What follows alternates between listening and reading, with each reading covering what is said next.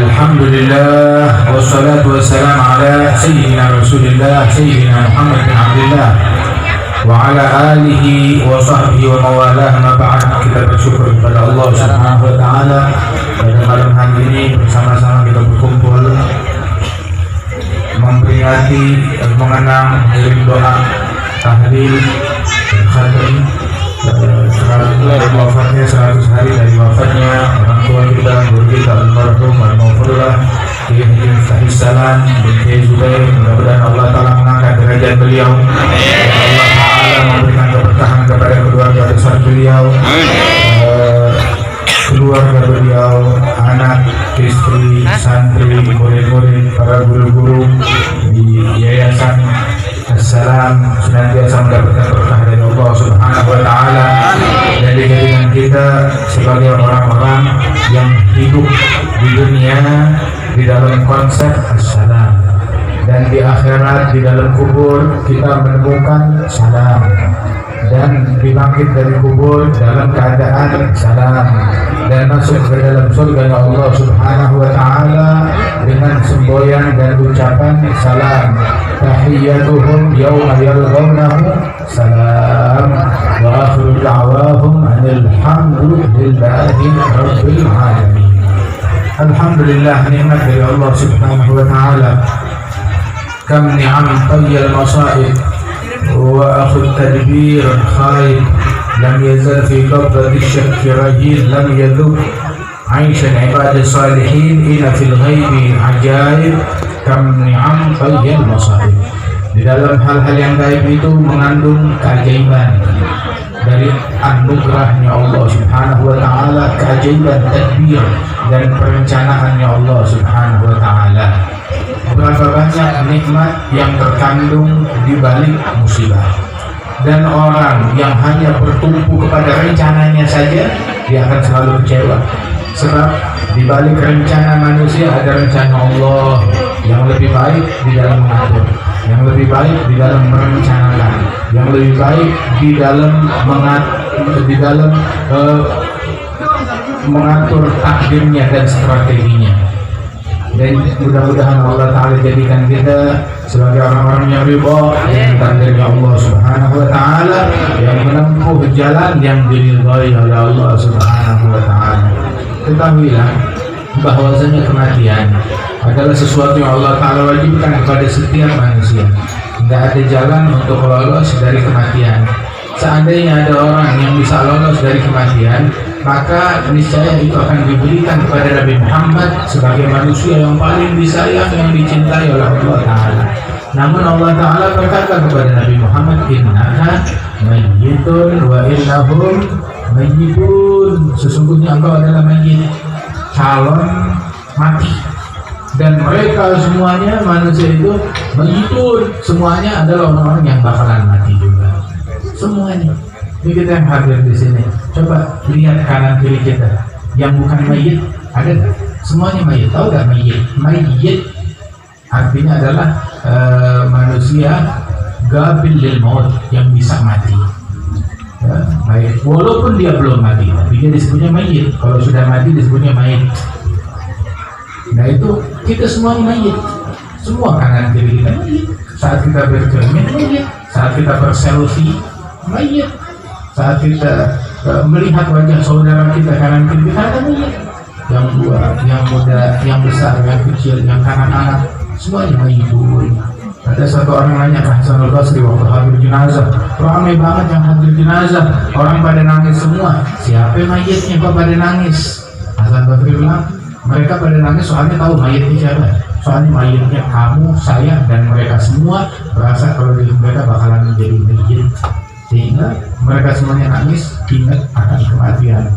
Sampai itu orang dulu, para salafus saleh itu kalau nganter jenazah ke kuburan, semuanya dalam linangan air mata, semuanya dengan tangisan, semuanya dalam khusyuk. Nggak ada tuh nganter jenazah sambil merokok. Nggak ada. Itu mazhab penistaan terhadap jenazah. Maaf, penistaan terhadap jenazah. Nggak ada orang nganter jenazah sambil gosip, sambil ngomong duniawi. Nggak ada. Itu mengejek. Nggak mengejek, itu mengejek kepada jenazah.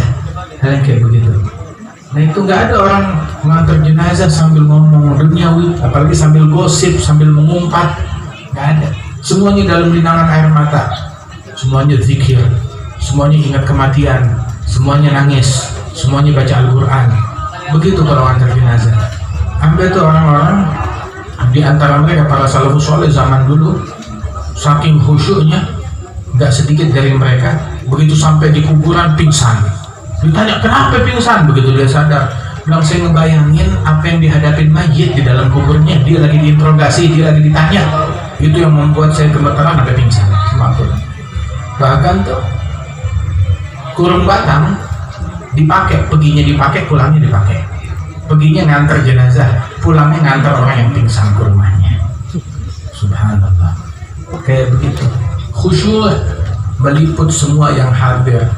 Makanya ketika itu sahabat Rasulullah SAW mereka bilang, awwalu ilmin yurfa'u minal ard al-khusyuk. Ilmu yang pertama yang diangkat dari muka bumi, tahu ilmu apa? Ilmu khusyuk. Itu yang pertama diangkat.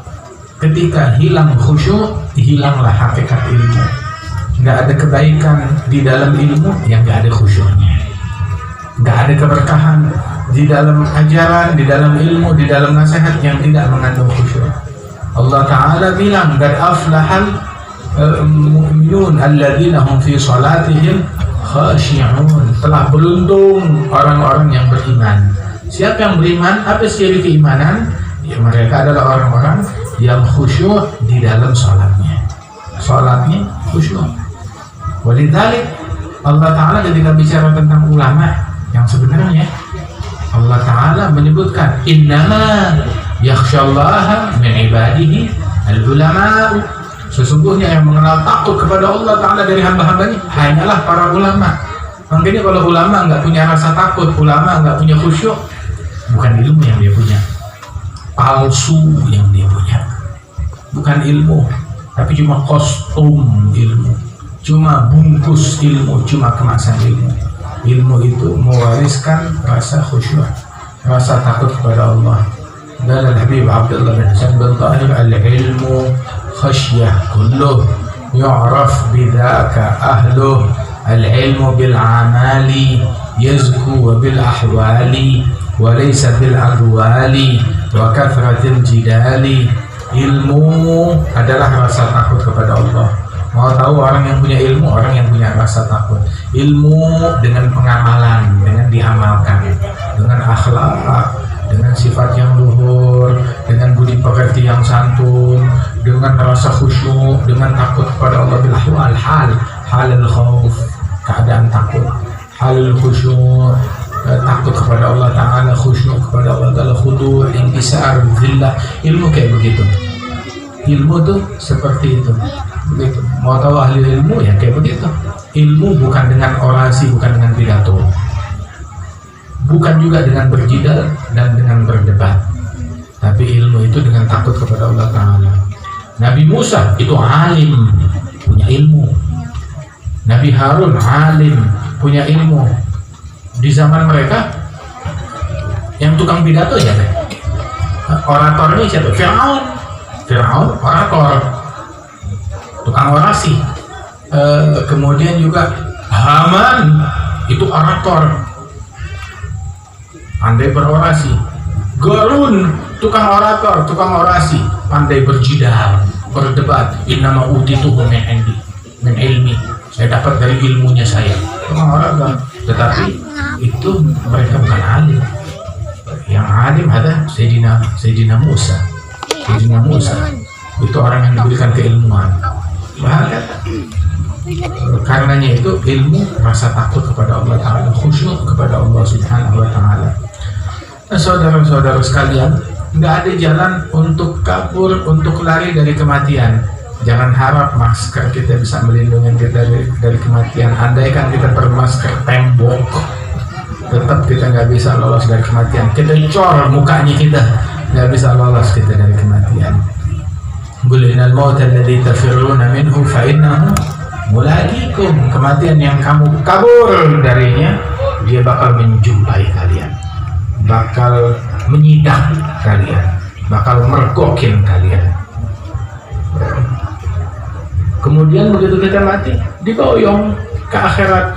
Kita sesaat lagi akan direnggut dari tengah-tengah keluarga kita, direnggut dari tengah-tengah anak istri kita, direnggut dari tengah-tengah jamaah kita, direnggut begitu dari tengah-tengah harta kita, rumah kita, diboyong ke kuburan, kematian. Itu sesaat lagi, sebentar lagi. Itu yang bakalan terjadi kepada kita sekalian, dan itulah masa depan yang hakiki. Kalau udah begitu, udah nggak penting lagi duit kita berapa, nggak penting lagi harta kita berapa, nggak penting lagi mobil kita apa, nggak penting lagi rumahnya di mana, nggak penting lagi jamaahnya, pengikutnya, followernya, semuanya udah nggak penting lagi kalau ada begitu. Saat kematian nggak penting jabatannya, oh saya jadi pejabat, saya nggak jadi pejabat, udah nggak penting lagi saat tersebut. Yang perlu kita pikirkan tentang harta kita, dari yang halal atau dari yang haram, itu yang bakalan ditanyain. Dari mana itu harta diambil dan kemana kita infakkan harta tersebut.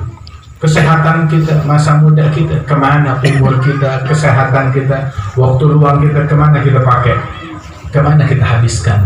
Itu semuanya. Ambil kesempatan dari kehidupan kita sebelum datangnya kematian. Jadi di dunia yang sehat nggak selamanya sehat, yang kaya nggak selamanya kaya, yang punya waktu luang nggak selamanya punya waktu luang, yang muda nggak selamanya muda. Biar kita warnain rambut kita, ubani kita warnain, itu nggak bikin muda, nggak bikin umur kita jadi tambah muda, kagak.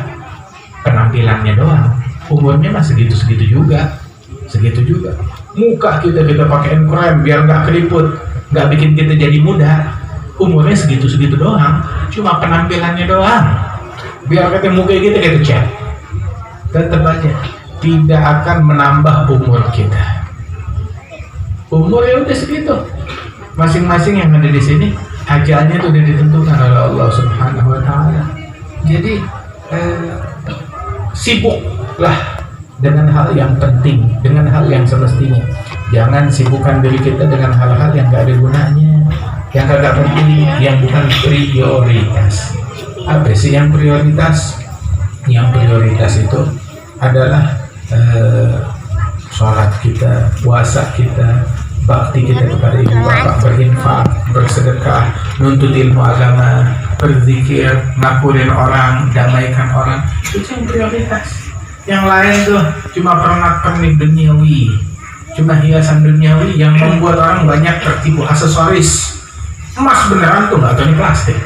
Aksesoris, wah cakep banget, berkilau. Nggak semua yang kuning itu emas, nggak semua yang berkilau itu emas, indah. Itu cuma aksesoris doang. Nah itu duniawi tuh kayak begitu. Dunia darul liman la daralah. Dunia adalah rumah bagi orang yang di akhirat nggak punya rumah. Rumahnya dunia, rumah-rumahan. Kendaraannya, mobilnya, mobil-mobilan. Kenikmatannya semuanya bohongan, imitasi, palsu. Berbanding dengan akhirat, itu semuanya palsu. Ada orang yang lebih mengutamakan mobil-mobilan dibanding mobil beneran. Rumah-rumahan, rumah monopoli itu. Saya punya rumah, saya punya hotel. Berbanding akhirat, nah itu kayak rumah monopoli. Nggak ada harganya, nggak ada nilainya dibandingkan apa yang ada di sisi Allah Ta'ala. Makanya dibilang di dalam hadis, raka'atul fajri khairun minad dunya ma fiha. 2 rakaat qabliyah subuh lebih baik dari dunia seisinya.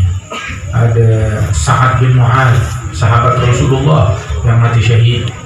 Itu Sa'ad bin Mu'adz yang mana ketika dia meninggal dunia, beliau saat meninggal dunia itu arasy-Nya Allah bergoncang dengan wafatnya beliau. Itu sampai itu Rasul Shallallahu Alaihi Wasallam beliau bilang tentang setiap orang yang masuk kubur tuh itu bakalan dihimpit doltatil qabr, jepitan kubur. Itu tanah kuburan menjepit dia. Nggak ada yang selamat dari jepitan kubur. Kalau ada orang yang selamat dari jepitan kubur, maka orang itu adalah Sa'ad bin Mu'adz, sahabat Rasulullah yang waktu dia meninggal itu arasy Allah goncang dengan wafatnya beliau, Sa'ad bin Mu'adz. Itu katanya orang-orang yang tukang maksiat saat dijepit di dalam kuburannya itu sampai tulang rusuknya saling bersilangan satu sama lain, saking dahsyatnya. Tapi kata Rasulullah, kalau mukmin yang taat kepada Allah Ta'ala itu dia juga dijepit di dalam kuburannya, tapi dijepitnya gak seperti tukang maksiat. Itu bumi menjepit dia seperti seorang ibu menyambut kedatangan anaknya, dipeluk dengan erat, didekap dengan erat, kayak begitu. Tapi yang tukang maksiat dijepit tuh sampai tulang rusuknya saling bersilangan satu sama lain. Ya salim, ya Allah selamatin kita. Ente sibuk sama politik, lupa mikirin begini, sibuk sama kursinya orang lain, sibuk sama tahtanya orang lain, sibuk sama dunianya orang lain. Ajal udah ditenggorokan, malaikat Israel udah membidik kita. 5 menit lagi, 10 menit lagi, sejam lagi, 2 hari lagi udah dibidik. Masing-masing kita udah dibidik. Masih aja sibuk sama aibnya orang, masih aja sibuk sama kesalahannya orang, masih aja sibuk sama dunianya orang lain, sama hartanya orang, sama tahtanya orang, sama kedudukannya orang, sama jabatannya orang lain. Kita nggak malu bentar lagi kita masuk ke dalam kuburan, masih aja kita sibuk sama hal-hal yang demikian tersebut. Ada Sa'ad bin Mu'adz, kata Rasulullah, Nabi Muhammad bilang, la min dilu Sa'adin fil jannah khair minad dunya wa ma fiha. Sapu tangan, tahu gak sapu tangan? Sapu tangan, kita tuh bisa pakai sapu tangan, tisu, lap keringat, terus buang. Itu sapu tangannya Sa'ad bin Mu'adz di sorga lebih mahal dari dunia seisinya. Itu sapu tangan. Makanya apa sih yang menipu kita dari sorganya Allah Ta'ala? Apa yang menipu kita? Hingga kita korbanin sorga cuma demi tahta. Buat ente tahtanya bukan, ente yang jadi pejabat bukan. Terus siapa yang jadi pejabat? Bapak kamu bukan, adik kamu bukan. Siapa? Ente kenal? Dia kenal kamu? Enggak kenal. Tapi gara-gara dia kita ketinggalan sholat jamaah, gara-gara dia kita saling mendengki, gara-gara dia kita saling membenci. Orang sial yang nuker akhiratnya demi dunia untuk dirinya sendiri. Itu orang bodoh yang menukar berlian demi kotoran kambing. Dia buang berlian dia demi kotoran kambing. Itu orang bodoh. Menukar dunianya dia korbankan dunia, akhiratnya, agamanya demi dunia yang dia kejar. Tapi yang 1000 kali lebih bodoh, dia korbankan akhiratnya dia, agamanya dikorbankan demi dunianya orang lain, bukan buat dirinya, buat orang. Itu dunianya, bukan dunia dia. Jabatannya bukan buat dirinya, buat orang lain. Yang 1000 kali lebih bodoh, dipermainkan oleh orang-orang bodoh. Ada orang dibodohi, ditipu oleh orang pintar, masih lebih terhormat dibanding ditipu sama orang bodoh. Ini lebih memalukan lagi, ditipu oleh orang bodoh. Waliyadzubillah. Nah ini dunia, wa mal hayatud dunya illa mata'ul ghurur. Kehidupan dunia itu adalah pernak-pernik yang penuh dengan tipuan. Ad-dunya dar liman la daralah. Dunia adalah rumah buat orang yang di akhirat nggak punya rumah. Wa malun liman la malalah. Harta bagi orang yang di akhirat nggak punya harta. Walaha yajma'u man la adlalah. Yang terobsesi ngumpulin dunia adalah orang yang nggak punya akal. Nggak punya akal. Yang terobsesi ngumpulin dunia, nggak punya otak orang tersebut. Adimul aql. Laukanya agil kana fakar. Absen akalnya, tidak punya akal. Kalau dia punya akal, dia bakal dipakai tuh akal untuk berpikir. Mikir apa? Tafakkar fi fanaha. Berpikir betapa fananya dunia. Tiap hari ada yang mati, tahu nggak?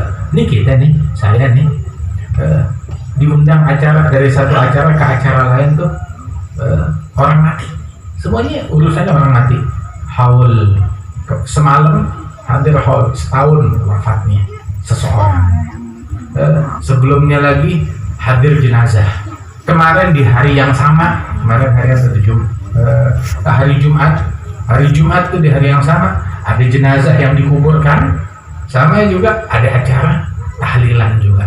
Sebelumnya lagi 7 hari, sebelumnya lagi 3 hari, sebelumnya lagi ngelawat jenazah ini tiap hari. Subhanallah. Tuh dari satu jenazah ke jenazah yang lain.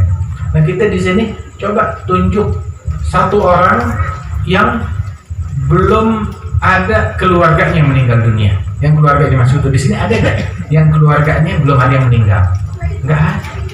Setiap kita yang hadir di sini kalau nggak bapaknya udah meninggal, atau ibunya, atau anaknya, atau suaminya, atau istrinya, atau adiknya, atau kakaknya, atau kakeknya, atau neneknya, atau cucunya, atau sepupunya, atau iparnya, atau mertuanya, atau mantunya, pasti kita di sini punya seseorang yang udah meninggal dunia. Dan begitulah dunia kayak begitu. Kalau kita punya akal, tuh akal dipakai untuk mikir apa? Mikir tafakkar fi fana, betapa fananya dunia. Wal umur fanin wa in tal la budda min karatis. Umur itu fana walaupun panjang. Andaikan kita diberikan umurnya seperti umur Nabi Nuh, ujungnya apa? Umur Nabi Nuh 1000 tahun lebih, ujungnya apa? Mati. Dikasih umur Nuh, dikasih umurnya kaum Ad, ujungnya mati.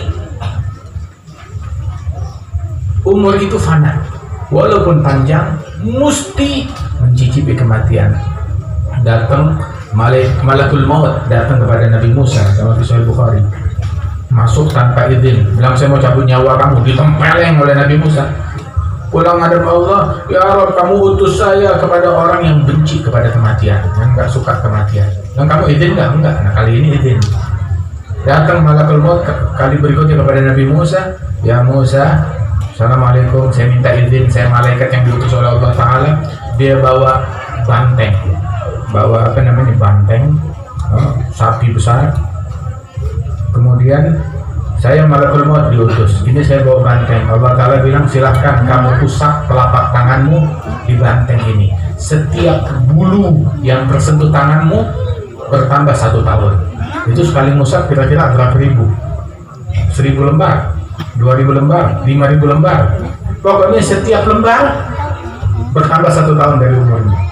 Nabi Musa nanya, terus udah dapat 2000 lembar, 3000 lembar, 3000 tahun, 5000 tahun, udah gitu apa? Summa mana? Summa maut. Setelah itu mati. Walaupun umurnya 5000 tahun, tetap ujungnya mati, kematian. Tuh. Nabi Musa bilang, "Idzan faminal an." Kalau emang ujungnya kematian, ya dari sekarang deh, katanya Nabi Musa. Dan meninggal dunia. Ala nabiyina alaihi afdhalus shalah wa azka taslim. Semuanya berujung dengan kematian, habis segitu aja. Tafakkar fi fanaha. Orang yang umurnya panjang, tanya sama dia, kamu panjang banget umurnya, 100 tahun, 150 tahun. Tanya sama dia, enak apa kagak? Bilang, dia udah merasakan, istri saya udah meninggal, anak saya meninggal, cucu saya meninggal, cicit saya meninggal. Dia ngalamin berapa puluh mayit dari keluarga yang mati, berapa banyak musibah yang dia lalui, berapa banyak kena banjir, berapa banyak kebakaran, berapa banyak kehilangan, berapa banyak kebangkrutan, berapa banyak penyakit, berapa banyak. Orang itu yang umurnya panjang, hidup lama, ya musibah banyak, bakal dia lalui musibah banyak. Tuh, tafakkar fi fanah, dunia kayak begitu. Ente mikir betapa fananya. Wa fi kasrat anaha, banyak susahnya, banyak deritanya. Sebutin satu orang yang nggak pernah menderita hidup di dunia, nggak pernah diuji. Ada nggak? Seorang pun di sini nggak ada. Sampai dulu tuh ada satu orang penyair ya, itu jalan di pasar sambil melantunkan syairnya. Dia bilang, ma fiha mustarih illa ibn jarih. Gak ada yang bisa hidup tentram dan enak dan nyaman di dunia kecuali Ibn Jarih. Siapa itu Ibn Jarih? Ibn Jarih adalah seorang hartawan, kaya raya, hidup bahagia, senang banget, dihormatin dan paling kayanya orang. Itu yang dia kumandangkan. Di dunia nggak ada satupun yang bisa hidup nyaman tentram kecuali kalau dia Ibn Jarih. Ibn Jarih dari rumahnya sekali mendengar tuh orang lewat, panggil, datang sini. Diundang, itu orang diundang oleh Ibn Jarih, girang penyair itu. Datang ketemu sama Ibn Jarih, saya mau undang kamu makan, ayo makan. Diundang makan. Saat tiba waktunya makan, dihidangkan makanan yang paling mewah, yang paling lezat. Silahkan makan. Katanya Ibn Jarih, bilang, sama-sama. Kata penyair itu, kan saya tamu, sama-sama, bareng sama tuan rumah. Oh kagak, saya tuan rumah, makanan saya beda sama kamu. Ibn Jarih yang kaya raya, makanan saya beda sama kamu. Dia orang kaya, pasti makanannya lebih enak. Ya udah dia makan. Gak lama lagi dia makan, datang makanannya Ibn Jarih. Dibawa, ditutupin. Wah, pasti lebih enak.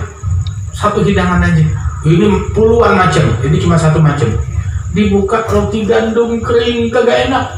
Itu doang. Iya, ini doang hidangan saya. Kenapa? Ninggalin banyak warisan. Saya meninggal dunia, tangan saya bawa apaan? Apa yang saya bawa? Nggak bawa baterai. Tahu nggak? Yang dibawa ada tuh pesantren. Itu yang ada, yang kita bawa ke dalam kuburan kita. Ilmu yang kita tinggalkan, anak-anak yang kita didik, santri yang kita didik, ajaran baik, nasihat baik, begitu tempat ilmu, masjid yang kita bangun, nafkah sedekah yang kita infakkan ke sana sini, itu yang kita bawa ke dalam kuburan kita. Ya mudah-mudahan Allah Ta'ala berikan kesadaran kepada kita sekalian. Ini makanya beruntung ke Miftah Salam. Beliau beruntung sebab beliau meninggal dunia. Beliaunya meninggal, tapi amal baiknya nggak meninggal. Terus ngalir terus. Ya hari tadi malam orangnya udah meninggal, nggak ngapa-ngapain, tapi pahala ngalir ke kuburannya. Itu tempat ilmu, kegiatannya terus ngalir ke kuburannya. Selama di situ ada orang yang belajar, mengajar, sholat, ibadat, ngaji, ta'lim, ta'allum, itu terus ngalir ke dalam rekeningnya beliau. Bertahun-tahun, sampai ratusan tahun, terus ngalir semuanya. Ya, mudah-mudahan Allah Ta'ala berikan keberuntungan kepada kita sekalian. Tahu satu orang yang beruntung, tuba liman mata wa lam tamut hasanatu. Beruntung orang yang mati, meninggal dunia, tapi kebaikan dia nggak mati, tetap jalan terus. Sial orang yang mati, tapi kejahatannya nggak mati, kejahatannya jariah, ngalir terus. Ada kan sedekah jariah, masjid jariah, infak jariah, pesantren jariah, madrasah jariah. Ada juga bohong jariah. Ada juga buka-bukaan aurat jariah. Ada juga tuh layar tancap jariah, orkes jariah. Ada juga begitu, kemaksiatan jariah. Mudah-mudahan Allah Subhanahu wa Ta'ala berikan tauhid, hidayah, bimbingan kepada kita sekalian. Mungkin Miftah Salam diangkat derajatnya oleh Allah Subhanahu wa Ta'ala, dan keluarga besar beliau berikan keberkahan semuanya. Insyaallah putra-putra beliau, istri beliau, para santri, anak murid beliau dan guru-guru semuanya diberikan keberkahan. Tokoh masyarakat yang hadir di tengah kita diberikan berkah oleh Allah Subhanahu wa Ta'ala. Dijaga kita dari bala, dari musibah. Allah Ta'ala berikan pertolongan untuk negeri kita ini, diangkat wabah, penyakit dan keburukan dan musibah dari negeri kita dimanapun musibah tersebut terjadi, diangkat oleh Allah Subhanahu wa Ta'ala, dan Allah Ta'ala berikan pertolongan kepada umat manusia dan muslimin secara khususnya. Amin ya rabbal alamin. Allahumma ja'al jam'ana hadza jam'an marhuma, tafarruqan min ba'dihi tafarruqan ma'suma, wa la taj'al fina wa la minna wa la ma'ana shadidan wa la mahruma. Ihdina bihudak waj'alna liman yusari' fi ridha, la tuwallina waliyan siwak wa la taj'alna mimman khalafa amraka wa 'asak. Sallallahu ala sayyidina Muhammad wa ala alihi wasallam wa akhiru da'wana alhamdulillahi rabbil alamin. Bismillahil Fatihah. Bismillahirrahmanirrahim. ربنا تقبل منا إنك أنت السميع العليم تب علينا إنك أنت التواب الرحيم ربنا آتنا في الدنيا حسنة في الآخرة حسنة وقنا عذاب النار ربنا اغفر لنا ولإخواننا الذين سبقونا بالإيمان ولا تجعل في قلوبنا غلا للذين آمنوا ربنا إنك رؤوف رحيم صلى الله على سيدنا محمد وعلى آله وصحبه وسلم والحمد لله رب العالمين السلام عليكم ورحمة الله وبركاته.